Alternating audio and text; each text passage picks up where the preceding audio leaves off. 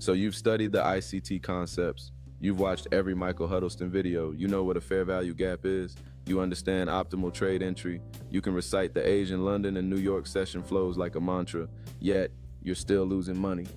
Why today I'll break down the real reasons most traders fail, even after mastering ICT concepts, and what separates those who make it from those who don't. This video is not for hype, it's for truth.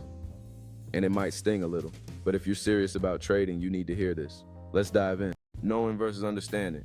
Let's get one thing clear. ICT concepts are powerful, but knowing them isn't enough. Most traders can name a liquidity pool but can't read one in real time.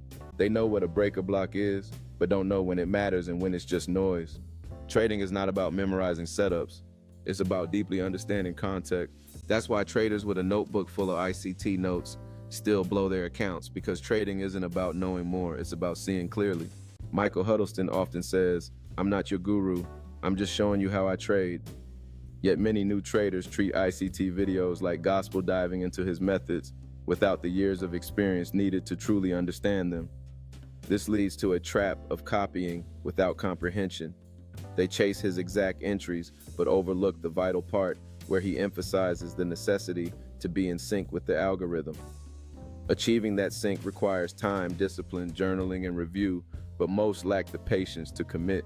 In their eagerness, these new traders often find themselves overwhelmed by the complexity of the market, scrambling to replicate his trades without grasping the underlying principles. They disregard the hard work encapsulated in journaling and review key processes that allow seasoned traders to refine their skills and strategies. This impatience breeds frustration as they encounter losses, not realizing that each setback is an opportunity for learning rather than a failure. Only through diligent practice and time spent understanding the market can a trader aspire to truly embody the wisdom that Michael Huddleston offers. Overfitting the concepts. Here's another truth. Some traders become so obsessed with ICT setups they start seeing them everywhere. They force a FVG where there isn't one. They justify a trade using a weak breaker just because they want to be in a trade. This is called concept overfitting. Instead of trading what's there, they trade what they hope is there. ICT isn't a magic wand, it's a framework. Not every day has a clean setup. Some days the best trade is no trade.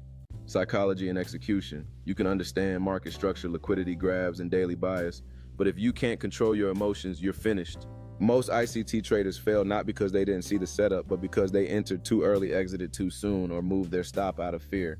They let greed push them into over-leveraging. They revenge trade after a stop out. They scout when their plan was to swing. The problem isn't the concept, it's the execution. Trading is 20% technicals, 80% mental. ICT won't save you from poor discipline. No data, no progress. If you're not journaling, reviewing trades, and collecting data, you're gambling. ICT students who succeed are those who track every setup. They know their win rate with Judas swings.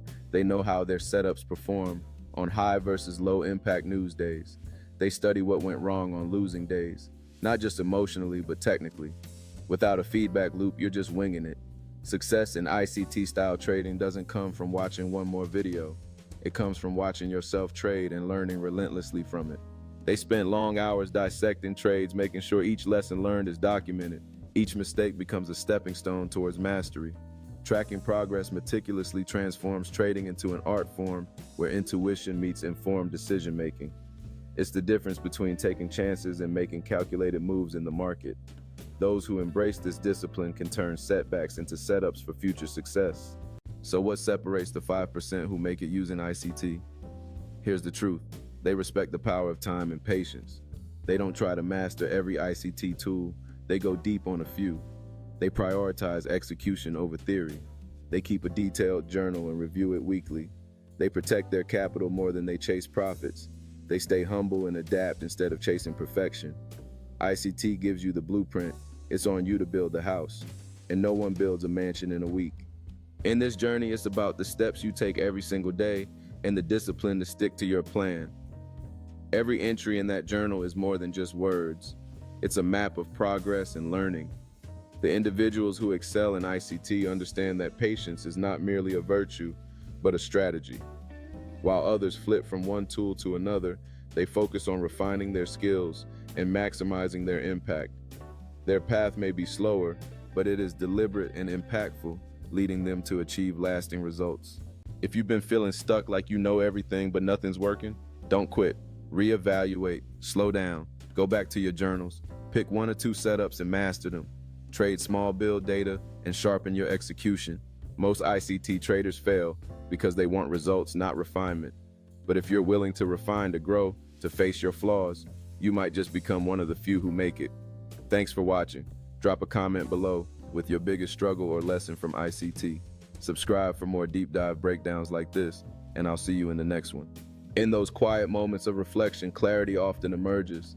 Taking time for yourself can reveal insights that were previously hidden beneath the surface. Remember, growth isn't always about rushing forward. Sometimes it's about stepping back and understanding your journey. Every challenge faced is an opportunity for learning. Those who persist through the rough patches often find themselves on the path to success.